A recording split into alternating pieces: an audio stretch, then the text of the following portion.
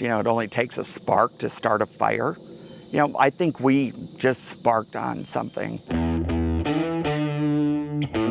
Well, I first met Brett. We worked together at a recruiting agency, and we recruited for restaurants. One day, Brett comes into the office, "Oh, we gotta go do this cook-off. I saw it on TV, we gotta go. It's in Hico, Texas, it's a steak cook-off. We need to go, and So after that first event, we were hooked. We had a great time. We got to meet new people. We got to cook for the public. And being old restaurant managers, it was just like being in hospitality. Talk to people, meet friends. For a 3-year period, we went to about 6 competitions a year or so. 6 to 9, yeah.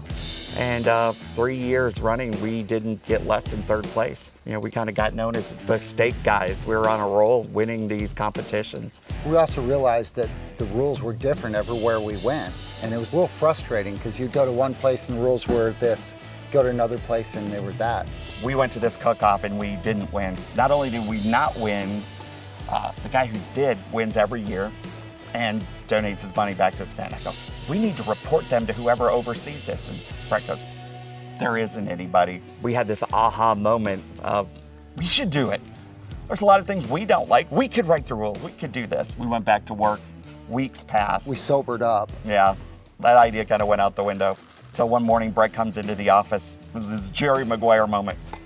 We can do this. We can do, well, we'll call it the Steak Cook-Off League, and we'll do a website, and we'll have all these followers, and we'll cook steaks. And it was like, you know, wow, Brett, what did you have last night? We hosted our own event with our own rules, first ever, and it went really well.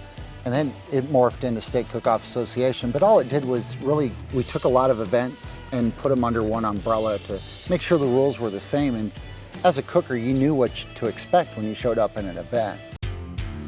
So we experimented with a lot of different systems so that our judging process could happen rapidly. There's a small line between the time that steak gets cut to the time it gets judged. Right. By the 5th judge. You've got to get it in a short 2.5 minute period, or that steak starts to oxidize and it changes.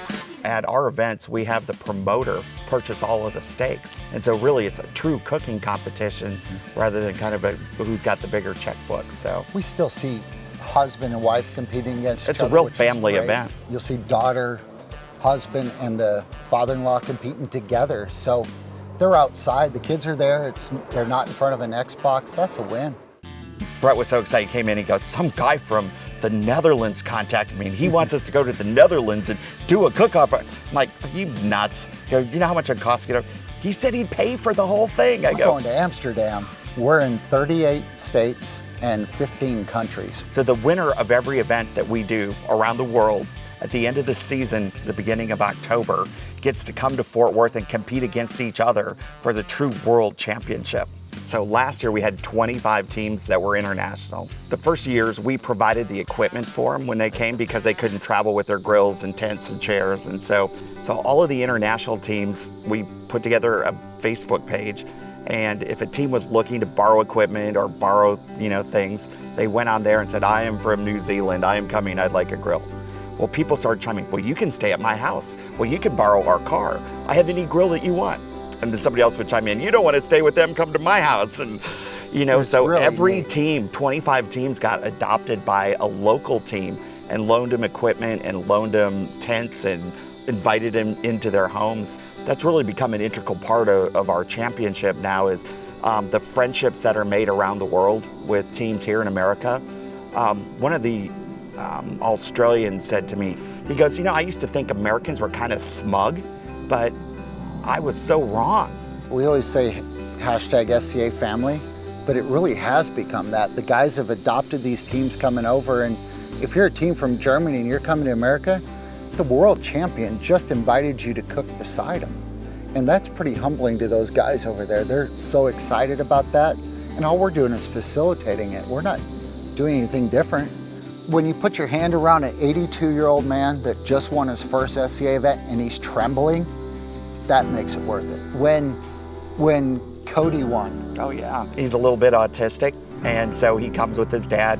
He finally graduated from high school, so they let him cook on his own team, and he won the thing. I mean, I posted that. I'm still crying about it. I know, that's one of our best stories. There is no age group. If you can cook, you can cook, but they're all out there together having a great time as a family. So for us, that's a win. I think it's a way to reboot and enjoy the day and have a good time and slow things down, and it really takes you back, earth, wind, and fire, right? I have a picture from 1962 of my dad and my grandpa together, and they're standing around a grill outside. So to me, it's nostalgia. You start that fire and gather with friends and family, and there's nothing better for me.